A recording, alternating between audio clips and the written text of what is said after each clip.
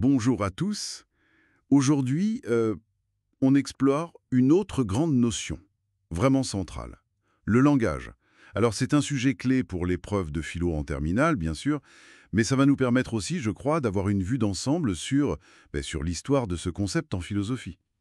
On va s'appuyer notamment sur des travaux comme le Cursus Philosophie de France Farago. Notre but, vraiment en extraire l'essentiel. Oui, tout à fait. Parce que derrière cet outil qui nous semble si naturel, il y a des questions énormes, hein. Qu'est-ce qui fait de nous des humains? Comment est-ce qu'on pense, au juste? Notre rapport au monde, aux autres?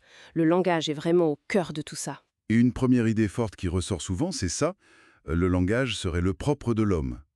Qu'est-ce qui distingue vraiment philosophiquement notre parole des cris d'animaux, par exemple? Ben, c'est moins une question d'organes, de cordes vocales, tout ça, que du lien avec la pensée. C'est ça le point crucial. Descartes, déjà, insistait beaucoup là-dessus. Un perroquet, bon, il peut répéter des mots, mais il ne formule pas une pensée neuve, adaptée à une situation imprévue. Alors qu'un humain, même s'il ne peut pas parler, il va inventer d'autres signes, d'autres moyens pour exprimer ce qu'il pense. La clé, c'est vraiment cette capacité à manier des symboles intentionnellement et de façon créative. D'accord. Donc c'est pas juste transmettre une information simple, comme les abeilles qui dansent pour indiquer la nourriture. C'est ça, exactement. La communication animale, même quand elle est complexe, ça reste souvent un système de signaux assez figé, quoi, lié à des besoins immédiats, hein, la nourriture, le danger. Le langage humain, lui, il a ce que les linguistes nomment la double articulation. C'est un peu comme des Legos, si vous voulez. On a d'abord des sons de base, sans sens propre, be, a, l, par exemple. Ces sons s'assemblent pour faire des unités de sens, comme le mot balle. Et ensuite, ces mots, on peut les combiner à l'infini, ou presque, pour faire des phrases complexes, exprimer des idées abstraites, parler du passé, du futur, d'hypothèses. C'est cette créativité-là qui est vraiment humaine. Je vois. C'est très clair. Mais alors ce langage si puissant, est-ce qu'il décrit le monde tel qu'il est, fidèlement, ou est-ce qu'il façonne notre manière de le voir? Peut-être même qu'il le déforme un peu. C'est une vieille tension, en philosophie, ça, non? Ah oui, complètement. Et ça remonte loin. Prenez Platon. Hein, il était assez ambivalent. D'un côté, il y a ce rêve d'un langage parfait, juste, où chaque mot saisirait l'essence même de la chose. Mais d'un autre côté, il se méfiait terriblement des sophistes, vous savez, ces maîtres de la rhétorique, qui savaient manipuler les mots pour persuader, pour séduire, même au mépris de la vérité. Donc pour Platon, le langage peut montrer l'être, oui, mais il peut aussi le cacher, le travestir. Et cette idée que le langage ne fait pas que refléter, mais qu'il construit notre réalité, elle a été creusée par la suite. Oui, bien sûr. Surtout à partir du début du XXe siècle, avec des gens comme Saussure, le linguiste. Lui, il a vraiment mis l'accent sur la langue comme système. Pour Saussure, en gros, un mot tire son sens non pas d'un lien direct, naturel, avec la chose qu'il désigne, mais des relations qu'il entretient avec les autres mots dans le système. Le mot chaise, par exemple, il n'y a rien dans le son chaise qui ressemble à une chaise. Son sens vient du fait qu'il s'oppose à table, tabouret, fauteuil, etc. dans le système de la langue française. Ce qu'il appelle le signe linguistique, l'union du son et du concept, est arbitraire. C'est la langue qui découpe le réel, en quelque sorte. Ah oui, ça change tout. Et, et ça nous mène peut-être à une autre idée que je trouve fascinante.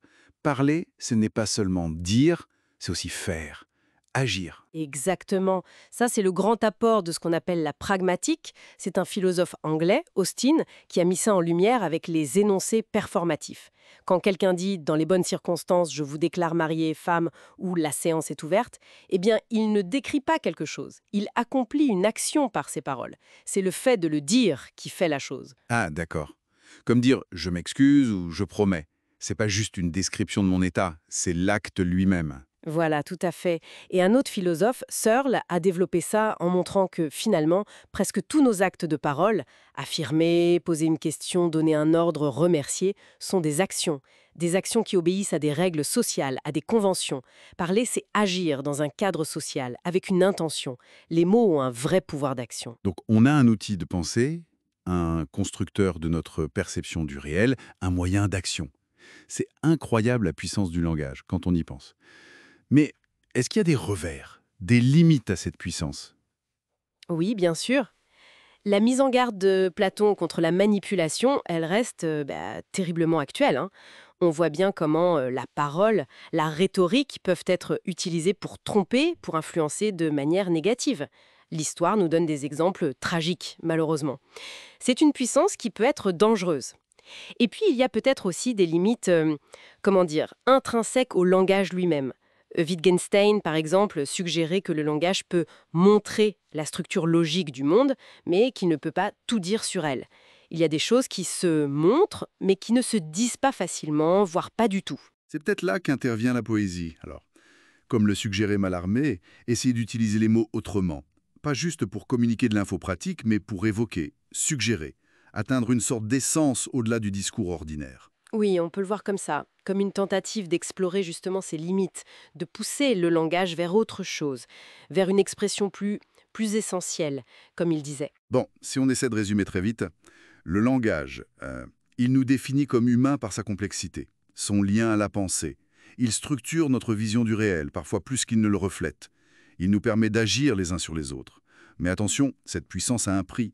La nécessité d'être vigilant face aux manipulations et la conscience de ses propres limites. Exactement.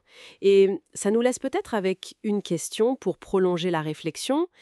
Dans notre monde actuel, saturé de discours, les médias, la politique, la pub, comment on fait pour garder un esprit critique? Comment distinguer, un peu comme le voulait Platon, la parole qui cherche, même maladroitement, à dire quelque chose de vrai, de celle qui vise juste à persuader, à séduire, parfois en dépit des faits? C'est une question brûlante, je crois. Absolument. Merci beaucoup. À bientôt.